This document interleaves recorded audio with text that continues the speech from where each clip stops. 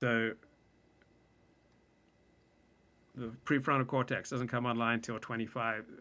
We can expect entertainment value from people under 25, but we can't expect life wisdom, political wisdom. And so just because someone listens to you for entertainment value, that doesn't mean that you have life wisdom, cultural wisdom, political wisdom, religious wisdom. Nick and Ken, chose niches that are underserved. So there's a great thirst for alt-right commentary that is not provided by the mainstream. And so you can very quickly build up an audience if you talk about these alt-right topics, because there are so few people of substance talking about them. So you get an audience far in proportion to what your talents would otherwise deliver for you. And then out of that disproportionate audience, it's very easy to get the sense that your insights are far more valuable than they are. I mean, we used to call people, who were autistic, didn't we used to call them mentally retarded? And now we just say not neurotypical or differently abled. And so there's autistic and schizophrenic, right? These are opposite sides of the spectrum. So the autistic don't really read other people and what's going on with other people. They're not in touch with their own emotions. They're not in touch with the emotions of other people. They have no sense of the inner life of other people. They have very little sense of their own inner life. They're just kind of emotionally barren, right? Which seems to characterize much of Ken Brown's work. And then on the other side, there are the people who are schizophrenic, who read way too much into what's going on in the lives of people around them and the motivation. So the schizophrenic and the paranoid, right? They believe that the whole world's conspiring against them. They overanalyze. They believe all sorts of things that aren't there, while the autist is just completely blind to all sorts of things that are there. So those are two of the most prominent mental illnesses. They are opposite, right?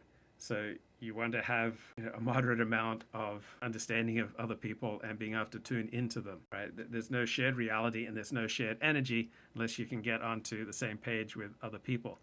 And younger people tend to be self-absorbed.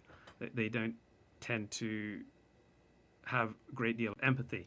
But you'll notice by about age 25 to 30, people stop deliberately shaming and humiliating other people publicly, right? That almost never happens at the hands of people over age 30, because as people age, they grow in empathy. So I noticed that when I was going through my health problems, nobody in the second half of life was cruel to me. But very few people my own age displayed much empathy. Instead, they shied away because they couldn't understand what was happening to me. Therefore, it had to be some great mental illness on my part, or I had something contagious. They just shied away, while people in the second half of life just were overwhelmingly compassionate and empathic, because people in the second half of life, they've had enough suffering that their understanding of life has expanded. While people prior to age 20, they tend to have understanding about their own experience,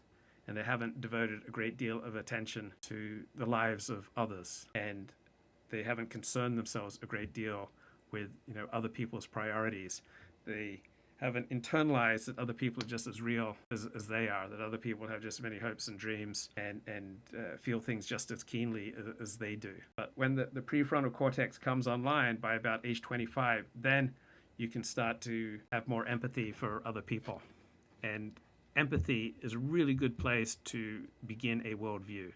So that's why I don't trust the life wisdom, religious wisdom, political wisdom, or cultural wisdom of people under 25, because they're simply not cognitively capable of sufficient amounts of empathy. And if you begin from a place of empathy, you're in a place of reality, right? You're recognizing your obligations to others.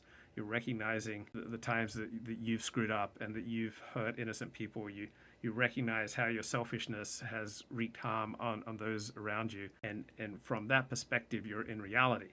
While with often, the Nick Fuentes or the Ken Brown, they're on a crusade because they are oblivious to the extent that their selfishness has harmed the lives of people around them.